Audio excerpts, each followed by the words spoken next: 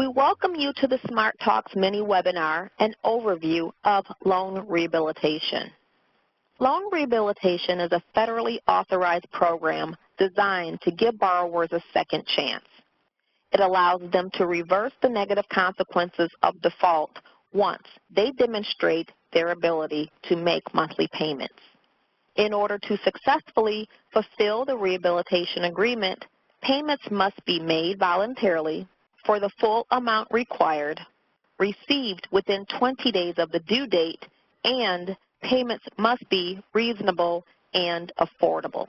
If a borrower's defaulted loan is being collected through administrative wage garnishment, or AWG, while the borrower is also making loan rehabilitation payments, the Department of Education or the guarantor are required to continue collecting the loan through AWG until the borrower makes 5 qualifying monthly payments under the rehabilitation agreement. After the borrower makes the 5th qualifying monthly payment, the department or guarantor must suspend, unless otherwise directed by the borrower, collecting the loan through AWG.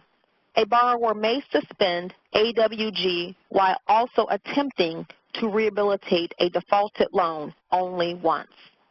The method by which borrowers' payments are calculated have changed. The payment is now an amount equal to 15% of the amount by which the borrower's adjusted gross income exceeds 150% of the poverty guideline divided by 12. And this is referred to as the 15% formula. The department or guarantor may calculate the payment amount based on information provided orally by the borrower and provide the borrower with a rehabilitation agreement using that amount. They will require documentation from the borrower to confirm the borrower's adjusted gross income and family size. If the borrower does not provide the department or guarantor with any of the documentation requested to calculate or confirm the reasonable and affordable payment amount within a reasonable time frame set by the department or guarantor, the rehabilitation agreement will be null and void. The borrower does have the right to object to the monthly amount determined under the 15% formula. If they object to that amount, the department or guarantor must recalculate payments based solely on information provided on the financial disclosure for reasonable and affordable rehabilitation payments form, if requested, and supporting documentation from the borrower and other sources. At that time, the loan holder must consider the borrower and spouse's current disposable income, family size, and reasonable and necessary expenses such as food, housing, utilities, and others. The department or guarantor must consider the borrower's and, if applicable, spouse's current disposable income, including public assistance payments and other income received by the borrower and the spouse, such as welfare benefits, Social Security benefits, supplemental security income, and workers' compensation. Spousal income is not considered if the spouse does not contribute to the borrower's household income. And then family size is defined as they are in the income-based regulations. They must also consider reasonable and necessary expenses, which include food, housing, utilities, basic communication expenses, necessary medical and dental costs, necessary insurance costs, transportation costs, dependent care and other work-related expenses, legally required child and spousal support, other Title IV and non-Title IV student loan payments, and other expenses approved by the department.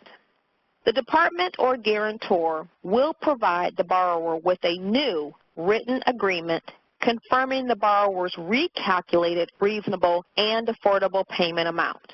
And to accept the agreement, the borrower must sign and return the agreement. Once a borrower has successfully completed rehabilitation, their direct loans will return to loan servicing. If they have FFELP loans, they will be purchased by an eligible lender.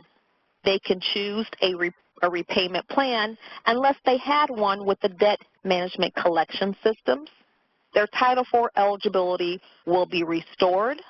The loans will no longer be in default, and the default status will be removed from their credit report.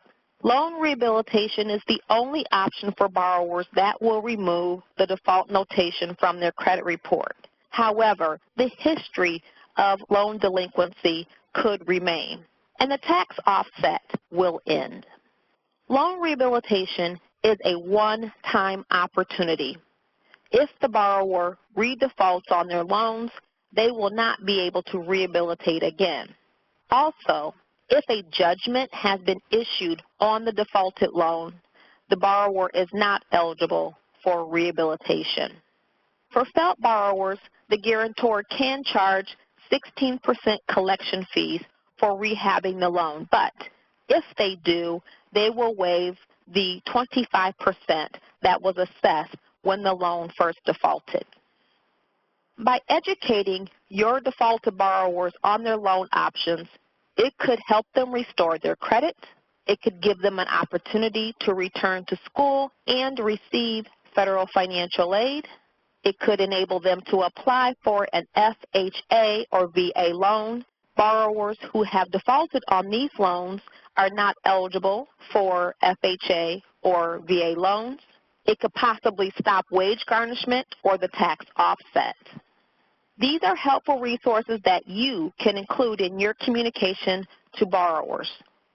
StudentAid.ed.gov, MyEDDebt.ed.gov, and this is the site to help resolve defaulted loans assigned to the Department Default Resolution Group, and ConsumerFinance.gov. We would like to thank you for viewing the Smart Talks mini webinar. We hope this information on loan rehabilitation was helpful to you.